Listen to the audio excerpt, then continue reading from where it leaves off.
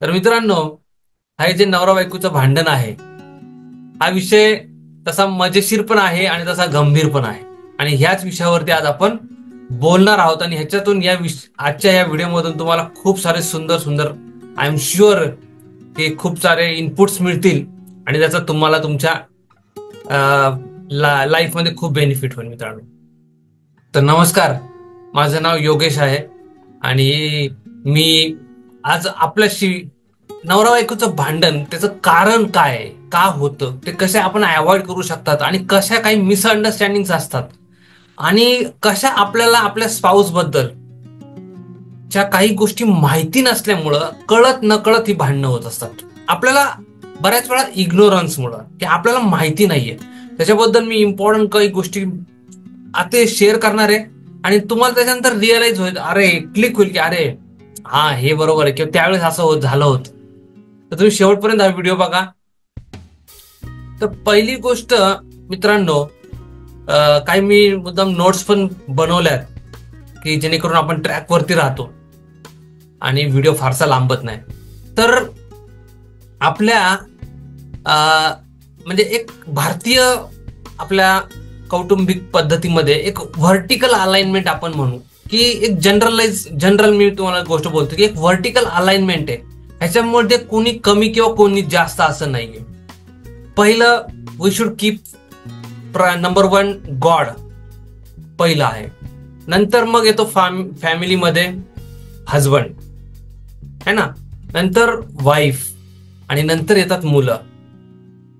मुलांचा काही प्रॉब्लेम असेल तर तो पहिला आईकडे गेला पाहिजे. मुलांना भूक लागलीये तर मुलांनी आईला सांगायला पाहिजे की भूक लागलीये.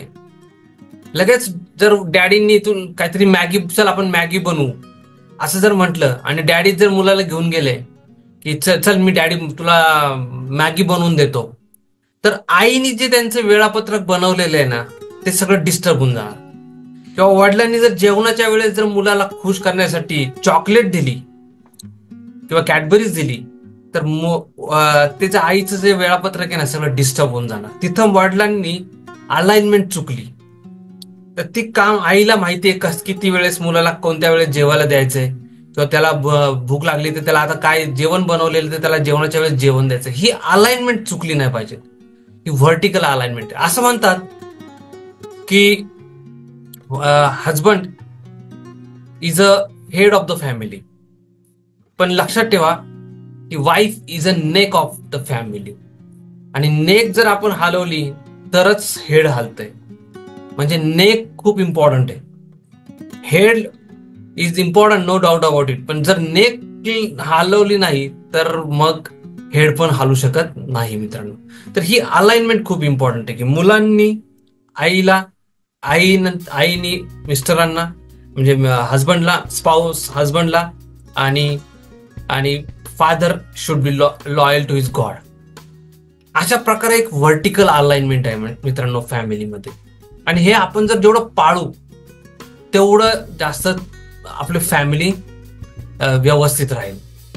म्हणजे की आपण व्हर्टिकल अलाइनमेंट, आपण जसं आता बोललो ही गोष्ट. त्याच्यानंतर आणि ह्याच्यामुळं खूप भांडणं होतात की ही व्हर्टिकल अलाइनमेंट जर फॉलो नाही केली तर मुलांनी ऑलवेज.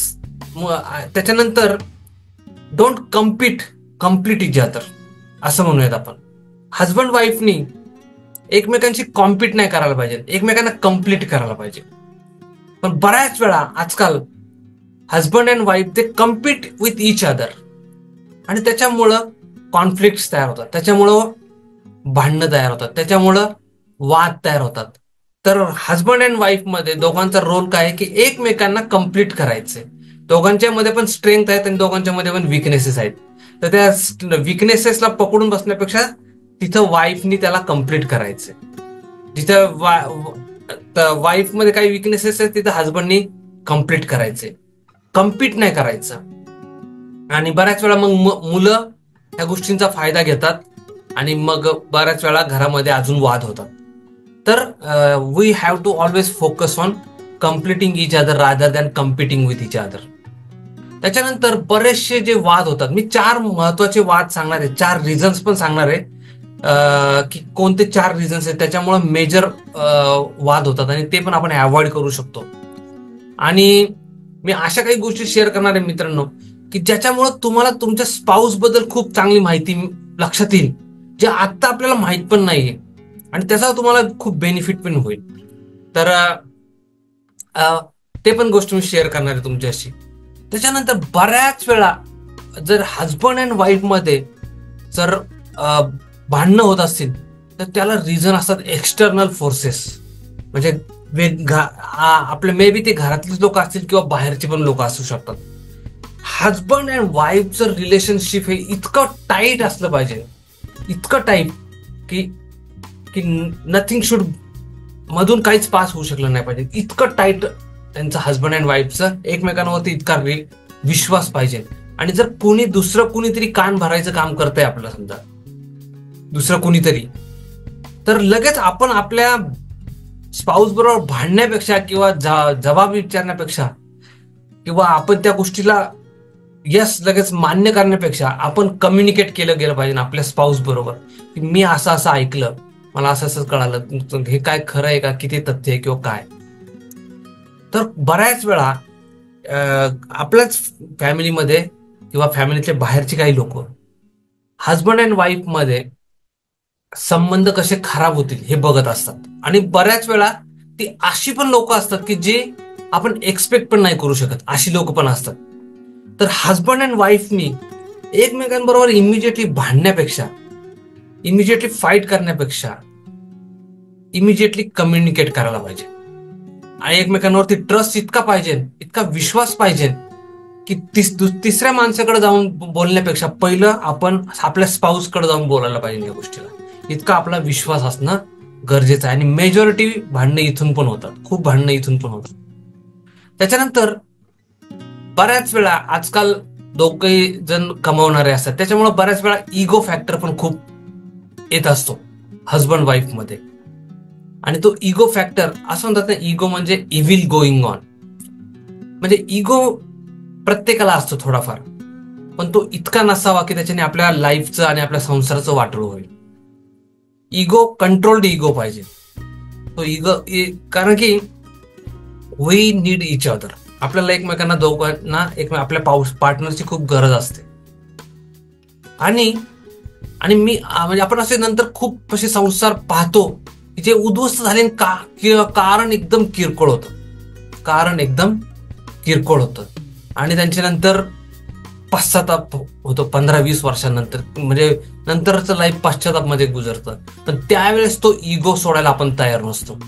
तर तो इगो इतका पण नाही मोठा पाहिजे की त्यांनी आपलं सुंदर चाललेलं संसाराचं वाटोळं होईल. त्याच्यानंतर एक लक्षात ठेवायचं की no one is perfect, no human being is perfect. कुणीही परफेक्ट नाहीये.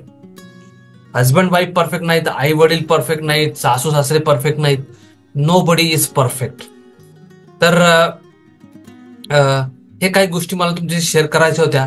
आता आम्ही ते 4 पॉइंट्स मी तुम्हाला शेअर करतो तुमच्याशी की इथे इम्पॉर्टंट आहेत. स्त्रियांना आपल्या हजबंड कडून काय म्हणजे इच्छा असते. फॉर एक्झाम्पल कामामध्ये मदत न करणं. असं नाहीये मित्रांनो, आजकाल छोट्या गावांमध्ये पण आणि शहरांमध्ये पण आजकाल सगळेजण काम करत असतात. सगळेजण म्हणजे एफर्ट्स घेत असतात घर चालवण्यासाठी. आजकाल हजबंड वाईफ दोघं पण एफर्ट्स घेत असतात. तर बऱ्याच वेळा वाईफ इतकी कंटाळलेली असते, घरात येते आणि घरातला पसारा, घरातलं बाहेरचं काम, ट्रॅव्हल, सगळं जर्नी करून यायचं, घरी यायचं, घरात परत सगळं घराचं काम करायचं. आणि त्यावेळेस हजबंड जर टीव्ही बघत बसलेला असेल किंवा मोबाईलवरती 2 तास बसलेला असेल आणि जर वाईफ घरातलं सगळं काम, मुलांचे अभ्यास, मुलांचे शिक्षण, त्यांचे धडे, त्यांच्याकडे पण लक्ष द्यायचं, त्यांनी खाल्लंय का नाही वेळेवरती, ह्या सगळ्या गोष्टी सगळ्या, there are hundreds of things घरामध्ये. आणि जर स्त्रिया नोकरी करणाऱ्या असतील तर त्यांच्यासाठी अजून बाहेरचं पण आणि घरातलं पण. आणि त्यावेळेस जर हजबंड जर सपोर्ट नसेल करत वाईफला, तर मित्रांनो आणि जी बऱ्याच वेळा स्त्रिया खूप सहनशील असतात तरी सुद्धा त्या ते काम करत राहतात, पण there is a limit to it. तर त्यावेळेस इनफॅक्ट हजबंडनी पूर्णपणे आपल्या वाईफला तिथं मदत करायला पाहिजे. तिने सांगायच्या अगोदर खूप साऱ्या गोष्टी आपण आपल्या वाईफला मदत करू शकतो, खूप साऱ्या घरामध्ये सुद्धा खूप साऱ्या गोष्टींसाठी. तर जर आपण हेल्पिंग हँड देत असो किंवा ऍक्ट ऑफ सर्व्हिस त्याला म्हणतात, 5 लव्ह लँग्वेजेस मी सांगणार आहे आता तुम्हाला. तर त्या 5 लव्ह लँग्वेजेस आणि त्याचा एक खास व्हिडिओ पण मी बनवलाय, तो पण तुम्हाला मी शेवटला लिंक देईल, तो पण तुम्ही बघा. तुम्हाला खूप त्याचा बेनिफिट होईल हजबंड वाईफ रिलेशन्स मध्ये.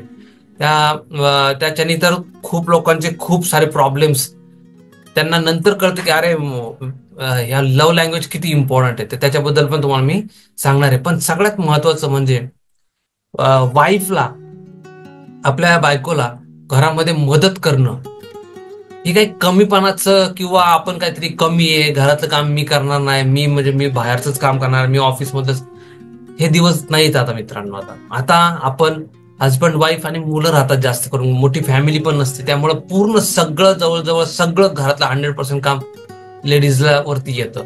तर तिथं आपण सपोर्ट करणं लेडीजला, त्यांना त्यांच्या कामामध्ये जेवढं शक्य होईल जिथं जिथं काय मी मदत करू, हा जर प्रश्न तुम्ही विचारला आणि ते काम जर तुम्ही केले तर त्यांना पण थोडा आराम मिळेल आणि त्याचा त्यांना खूप आनंद होईल. तर हे एक नंबर 1 रिझन आहे, one of the major reason, की कामात सहकार्य न करणे किंवा आपण त्याला लव्ह लँग्वेज मध्ये म्हणतात त्याला ऍक्ट ऑफ सर्व्हिस, हेल्प करणे, स्पेशली जर ती लव्ह लँग्वेज असेल त्या लेडीजची. जर दुसरं आहे त्याच्यानंतर केलेल्या कामाचं कौतुक न करणं.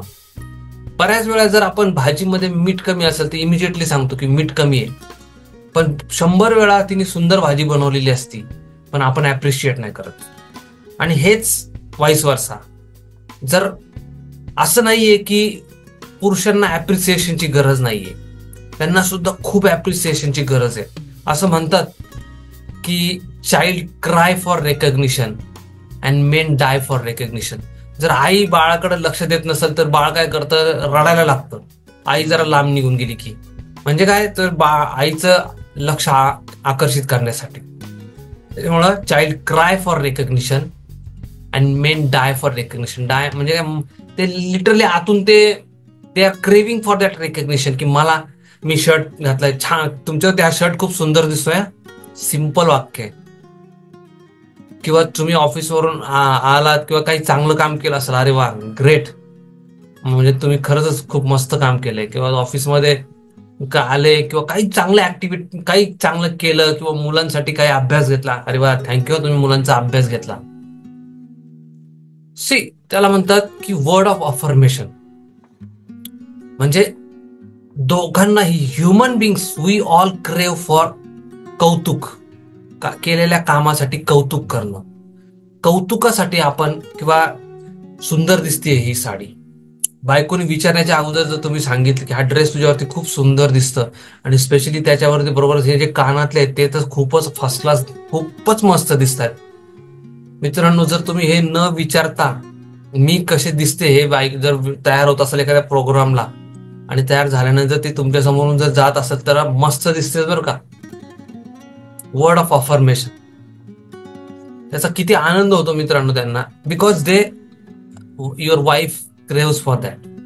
पण बरेचसे लोक आहेत ना, कौतुक करण्यामध्ये ते फार कंजूसी करतात. मित्रांनो, कौतुक हे लिबरली करायला पाहिजे. मुलांना पण, मुलं पण कौतुकासाठी खूप त्यांना पण असं वाटत असतं की माझ्याकडे कोणीतरी लक्ष द्यावं, रेकग्नाइज मी, माझ्याकडे लक्ष द्यावं. कौतुकासाठी माणूस असं एकदम लिबरल पाहिजे, असं कंजूस नाही पाहिजे. कौतुक करताना आपण एकदम भरपूर, म्हणजे आपलं इवन रोज तुम्ही कौतुक करा की आज भाजी छान झाली, काही प्रॉब्लेम नाही, रोज सांगा. कोणतीच लेडीज कंप्लेंट करणार नाही. रोज सांगा तुम्ही की आज छान दिसतेस तू, कोणतीच लेडीज कंप्लेंट करणार नाही. आय एम शुअर की तुम्ही कॉमेंट्स मध्ये यस द्याल, कारण की बिकॉज दे लाईक इट, त्यांना आवडतं ते. तर ते गोष्टी बरेचसे लोक करत नाहीत. असं म्हणतात की आपल्या बायकोला आय लव्ह यू कधी म्हणलं पाहिजे. ऍक्च्युली तर रोजच म्हणायला पाहिजे, पण आपल्या बायकोला आय लव्ह यू कधी म्हणायला पाहिजे? कुणी दुसऱ्यानी म्हणण्याच्या अगोदर. असा एक जोक आहे मित्रांनो, की कुणी दुसऱ्यानी म्हणायच्या अगोदर आपण म्हणायला पाहिजे. म्हणजे दिवसातून एकदा दोनदा तरी आपण हक करून किंवा आपण मिठी मारून आय लव्ह यू, किंवा प्रत्येक वेळेस म्हणलं नाही तरी आपण हक करून असं त्याला म्हणजे त्याला म्हणतात फिजिकल टच, ती एक लव्ह लँग्वेज. तर कौतुक करणं म्हणजे ऍप्रिशिएट करणं, कौतुक करणं हे खूप मोठ्या चुका तर आपण एकदम इझिली काढत असतो, पण कौतुक करणं हे खूप इम्पॉर्टंट आहे. आपण चुका काढताना लक्षात ठेवायचं की 4 माणसात चुका नाही काढायच्या. चुका काढायच्या असेल तर सेपरेटली कधीतरी सांगायचं. मुलांना सुद्धा असं खूप 4 माणसांमध्ये इन्सल्ट केलं किंवा बायकोचं इन्सल्ट केलं 4 माणसांमध्ये, that is very very wrong. आणि इव्हन बायकांनी सुद्धा लक्षात ठेवायचं की आपल्या हजबंड बद्दल समजा तुम्हाला एखादी गोष्ट नाही आवडत तर 4 माणसांमध्ये तुम्ही बोलू नका, ती डिस्कस करा तुम्ही प्रायव्हेटली, कारण की बाहेरच्या लोकांना तर मजाच बघायची असते.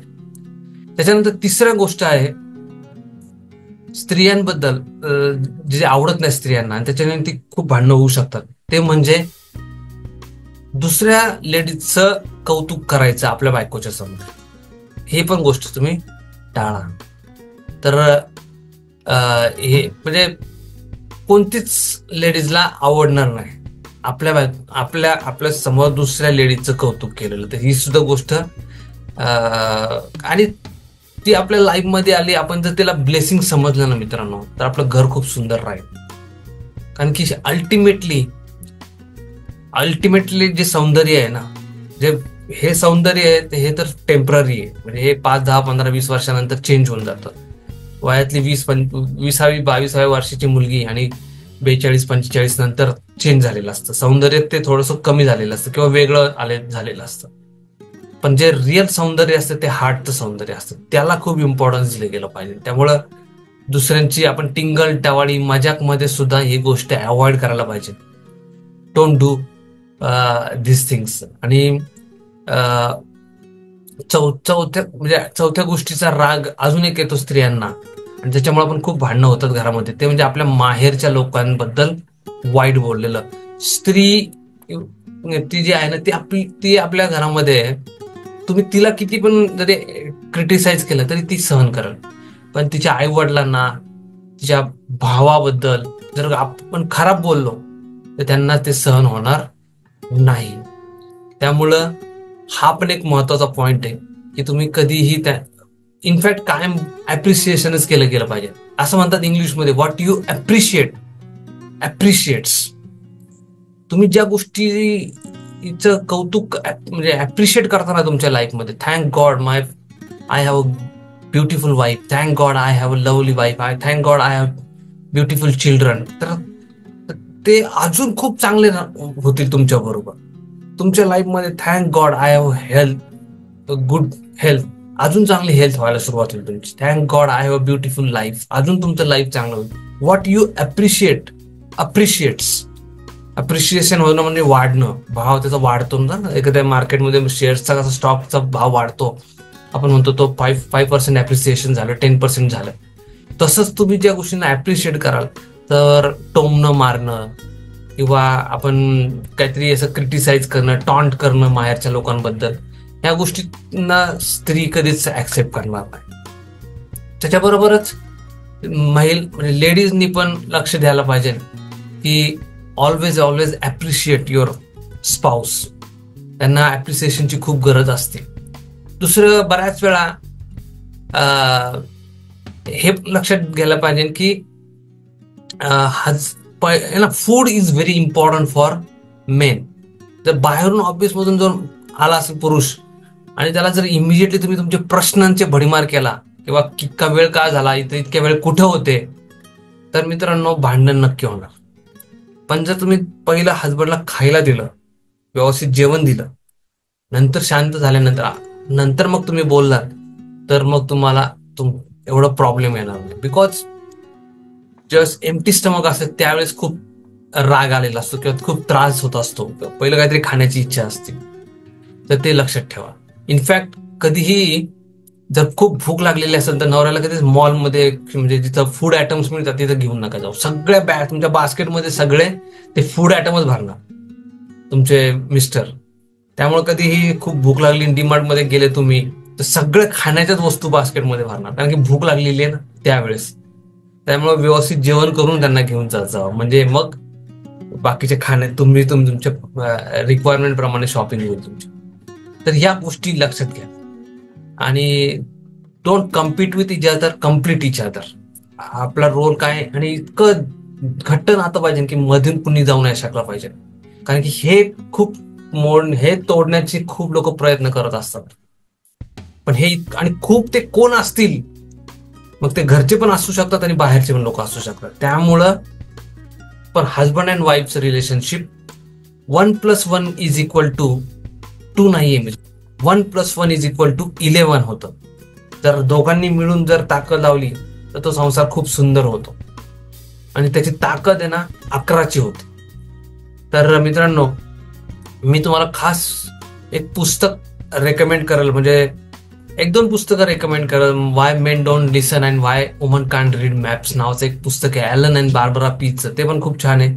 आणि अजून एक पुस्तक आहे ते म्हणजे 5 लव्ह लँग्वेजेस, गॅरी चॅपमनचं. हे पण खूप सुंदर आहे. त्याच्यावरती मी खास व्हिडिओ बनवला आहे, कारण की 5 लव्ह लँग्वेजेस आहेत आपल्या माणसांच्या आणि त्या प्रत्येकामध्ये आहेत. एक तर आहे वर्ड ऑफ अफर्मेशन, एक दुसरा आहे क्वालिटी टाइम. आपल्याला वर्ड ऑफ अफर्मेशन जे कौतुक करणं, बोलणं छान, कौतुकाचे शब्द बोलणं, त्याला म्हणतात word of affirmation. Quality time, मुलांना आपल्या वडिलांचा, आई वडिलांचा क्वालिटी टाइम पाहिजे असतो, तो अनडिवायडेड टाइम. तर तो सगळ्यांना, स्पाऊसला पण आपल्या.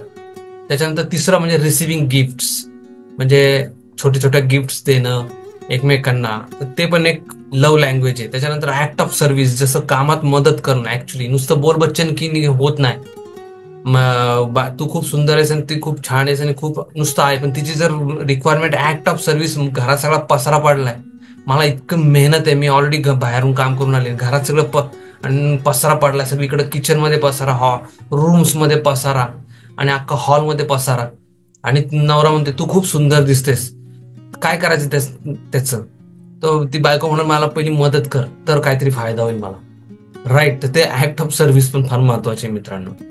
आणि लास्ट इज फिजिकल टच. ह्या 5 लव्ह लँग्वेजेस म्हणजे ऍक्च्युली आपल्या मुलांना किंवा आपण ह्युमन्सला जेव्हा आपण आपल्या म्हणजे एकमेकांना वाईब्स देतो फिजिकली, ऍक्च्युली आपण ज्यावेळेस त्यांना हग करतो, मिठी मारतो, पकडतो, त्यावेळेस कोणाचा दुःखी प्रसंग असेल तर आपण कसं त्यांना मिठी मारतो, त्यांनी काय होतं, त्यांनी एक सपोर्ट सिस्टम तयार होते मित्रांनो. इनफॅक्ट न्यूयॉर्कमध्ये असं एक गार्डन आहे जिथं दर रविवारी हजारो लोक, जे कोणालाही एकमेकांना ओळखत नाहीत, ते हजारो लोक तिथे येतात आणि एकमेकांना फक्त मिठी मारतात. बस एकमेकांना फक्त मिठी मारतात, because we all need that physical touch.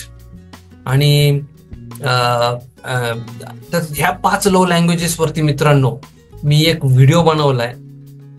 तर तो व्हिडिओ म्हणजे तो तुम्ही बघा, तुम्हाला खूप गोष्टी शिकायला मिळतील छोट्या छोट्या हजबंड वाईफ रिलेशनशिप मधल्या.